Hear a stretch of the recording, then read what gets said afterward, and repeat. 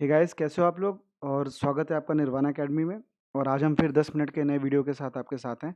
और आज का जो टॉपिक है बहुत इंटरेस्टिंग है। आज का टॉपिक है डिफेंस बजट। भारत सरकार हर साल कुछ पैसा जो लोगों से टैक्स से आता है, लोगों की डायरेक्ट इनडायरेक्ट टैक्सेस से आता है, उसका एक लेखा जोखा, जिसको हम हिंदी में बही खाता भी बोलते हैं, बजट बनाती है। और उसमें हर डिपार्टमेंट को पैसे दिए जाते हैं ताकि वो साल भर अपने डिपार्टमेंट की एक्टिविटीज़ में पैसा खर्च कर सके। जो लोग भी उनके अंडर में काम कर रहे हैं उनको पैसे दे सके। तो उसी में एक डिपार्टमेंट आता है डिफेंस। भारत सरकार का बजट कितना था 2020-21 में? जो बजट था टोटल, वो लगभग 30,42,230 करोड़ के आसपास था। और ये एस्टिमेटेड बजट बजट है। और उसके बाद क्या आता है? Revised budget. अब ये क्या होता है, ये हम डिटेल में अभी इसमें नहीं देखेंगे, बाद में देखेंगे। तो अगर हम इस पे थोड़ा सा अगर हम आगे बढ़े तो डिफेंस में आप देख सकते हैं, डिफेंस में भारत सरकार लगभग 3,23,000 करोड़ के आसपास खर्च करती है। उसी को अगर हम देखें कि भारत सरकार के पास 1 रुपये जो आता है, वो भारत सरकार के पास आता कहाँ से है? तो जो 1 रुपये आता है उसका 20 पैसे भारत सरकार बाहर से बोरो करती है। 18 पैसे भारत सरकार को कॉरपोरेशन टैक्स से मिलते हैं। 17 पैसे इनकम टैक्स से मिलते हैं जो आप लोग देते हैं। 4 पैसे उसको कस्टम से मिलते हैं, जो बाहर का कोई भी माल आता है उसमें कस्टम ड्यूटी होती है। 7 पैसे यूनियन एक्साइज ड्यूटीज से मिलते हैं। 18 पैसे लगभग जीएसटी के आसपास से मिलते हैं। और 10 पैसे नॉन टैक्स रेवेन्यू से मिलते हैं। और 6 पैसे नॉन डेप्ट कैपिटल रेसिप्ट से मिलते हैं। अब ये सब चीज़ें, इतने आपको पॉइंट्स दिख रहे होंगे, ये हम इस वीडियो में कवर नहीं करेंगे। इसके लिए हम एक अलग वीडियो बनाएंगे इकोनॉमी का, जिसमें हम सारे ये पॉइंट्स कवर करेंगे। तो ये डिफरेंट जगह हैं जहाँ से भारत को पैसे आते हैं। तो आप देख सकते हैं कि सबसे ज़्यादा जो भारत सरकार के पास 1 रुपये आता है, वो कहाँ से आता है? जो भारत सरकार के ऊपर लाइबिलिटीज़ है, जो उन्होंने उधार ले रखा है इंडिया के अंदर या इंडिया के बाहर से, जो उन्होंने उधार ले रखा है, वो 1 पैसे का सबसे बड़ा हिस्सा है। तो सरकार की कोशिश हमेशा ये रहती है कि ये जो हिस्सा है 20 पैसे का, इसको कम करा जाए और बाकी जगह की चीज़ें हैं उनको बढ़ाया जाए। इसी में भारत सरकार का मेन ऑब्जेक्टिव रहता है। तो ये भारत सरकार के पास 1 रुपये जो आता है, मतलब 100 पैसे कहाँ से आते हैं? और वही भारत सरकार 100 रुपये कहाँ कहाँ खर्चती है, खर्च कहाँ कहाँ पे करती है? तो 10 पैसे खर्च करती है वो अदर एक्सपेंडिचर में। 6 पैसे देती है पेंशन में खर्च करती है। 6 पैसे सब्सिडीज़ में। 8 पैसे डिफेंस में। तो ये हमारा जो मेन यहाँ पे पॉइंट है डिफेंस। भारत सरकार 100 पैसे में से 8 पैसे, लगभग 8% डिफेंस में खर्च करती है। और सबसे ज़्यादा कहाँ पे खर्च करती है? सबसे ज़्यादा खर्च करती है बाकी राज्यों को पैसे देने में, जो कि 20 पैसे के अराउंड है। तो हम डिफेंस के बारे में देखेंगे, तो उससे पहले हम ये जानेंगे कि डिफेंस का है क्या। तो भारत सरकार के अंदर बहुत सारी मिनिस्ट्रीज आती हैं, उनमें से एक मिनिस्ट्री है डिफेंस मिनिस्ट्री। तो अगर हम उस मिनिस्ट्री में देखें, तो उस मिनिस्ट्री को कौन रिप्रेजेंट करता है? फिलहाल जो हमारे रक्षा मंत्री राजनाथ सिंह और रक्षा राज्य मंत्री श्री प्रसाद यस्सो नाइक जी। और इसी डिफेंस मिनिस्ट्री में आते हैं 5 डिपार्टमेंट।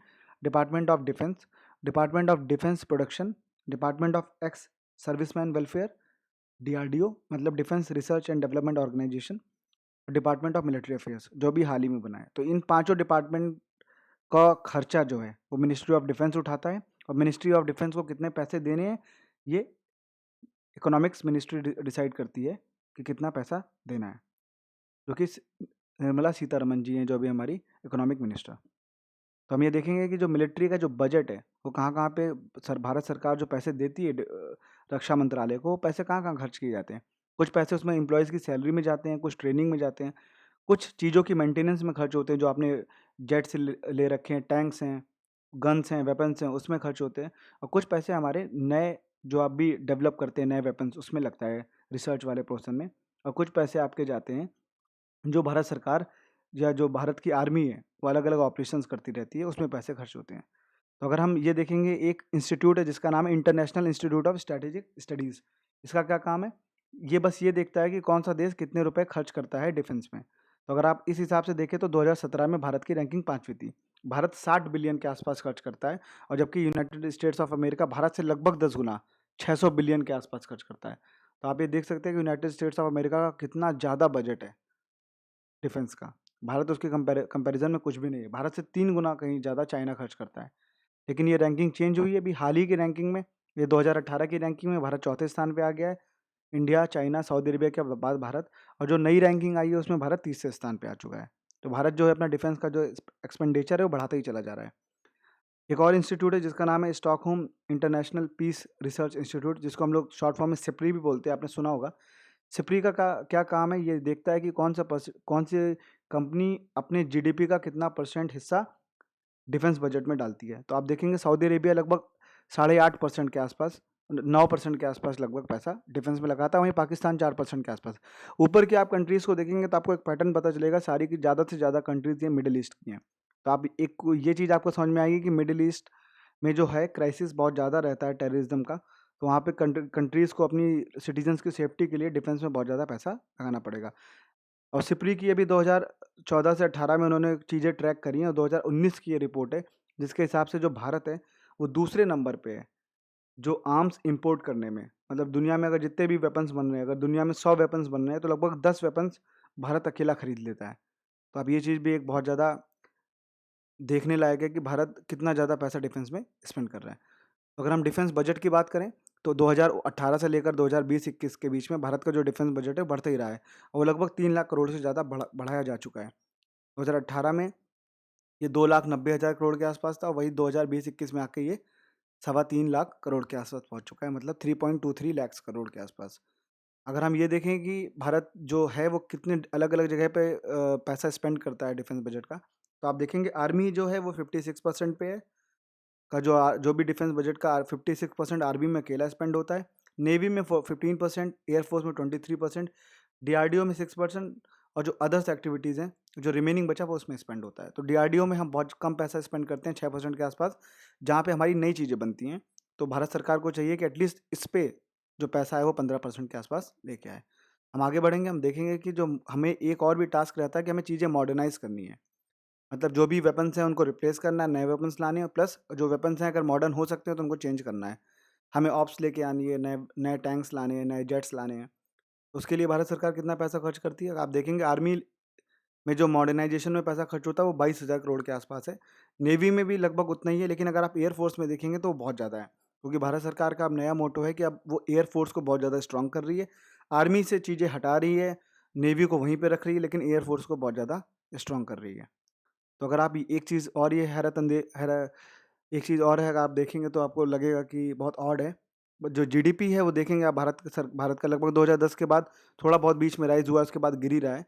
लेकिन जो डिफेंस का जो एक्सपेंडिचर है वो आप देखिए कंटिन्यूअसली बढ़ता चला जा रहा है। तो ये चीज़ भी एक भारत आपको देखने के लिए है कि भारत सरकार डिफेंस में कितना पैसा स्पेंड कर रही है। डिफेंस में एक्सपेंडिचर बढ़ाने की वजह से आप एक ट्रेंड और भी नोटिस करेंगे कि जो टेररिज्म इंडेक्स है वो भारत का नीचे गिर रहा है पिछले 10 सालों में, लेकिन 2016 के बाद से वो लगभग कांस्टेंट है। और एक और चीज़ भी आप नोटिस करेंगे कि सिर्फ 1% या एक इंडेक्स नीचे आने के लिए भारत सरकार ने लगभग 8 से 9 लाख करोड़ रुपए के आसपास खर्च कर दिया है। तो आप ये चीज़ भी आप देख सकते हैं कि टेररिज्म कितना बड़ा इशू है। लेकिन हम डिफेंस में जब पैसा बढ़ाते हैं तो हमारे बाकी सेक्टर्स भी बहुत ज़्यादा वीक होते हैं। तो अगर आप देखेंगे कि हाउस होल्ड डेप्ट जो जीडीपी की है वो बढ़ती जा रही है, मतलब हर एक औसतन एक आदमी पे जो कर्ज है, भारत सरकार जो भी कर्ज बाहर से लेती है उसको अगर हम डिवाइड करें कि भारत की जनसंख्या के अकॉर्डिंग, तो हर एक आदमी पे जो औसतन कर्ज है, एवरेज जो उस पे डेप्ट है वो बढ़ती चली जा रही है, और 2010 से राइज पे, लेकिन 2014 से जो इसकी राइज है वो बहुत ज़्यादा है। तो इसका मतलब मोदी सरकार जो है भारत के बाहर से बहुत ज़्यादा पैसा ले रही है, और वो सारा का सारा कर्ज हर एक नागरिक के ऊपर ही आता है। कल को कुछ फेलियर हो जाता है तो ऐसा होगा कि हर एक इंसान पे इतना ज़्यादा कर्ज है। भारत सरकार आपसे पैसे लेने नहीं आएगी, पर ये एक इंडेक्स है मेज़र करने की। और एक Indian annual GDP growth versus employment rate देखेंगे तो आप देखेंगे डिफेंस में तो हम बहुत ज़्यादा पैसा लगा रहे हैं, लेकिन जो हमारा एम्प्लॉयमेंट रेट है वो गिरता चला जा रहा है।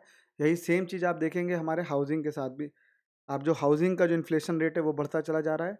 मतलब भारत में ज़मीन भी महंगी होती जा रही है, एम्प्लॉयमेंट भी गिरता जा रहा है, और जो हॉस्पिटल्स के जो नंबर ऑफ़ बेड्स हैं जिस तरीके से बढ़ने चाहिए वो नहीं बढ़ रहे, एजुकेशन जिस तरीके से राइज़ होनी चाहिए वो नहीं हो पा रही।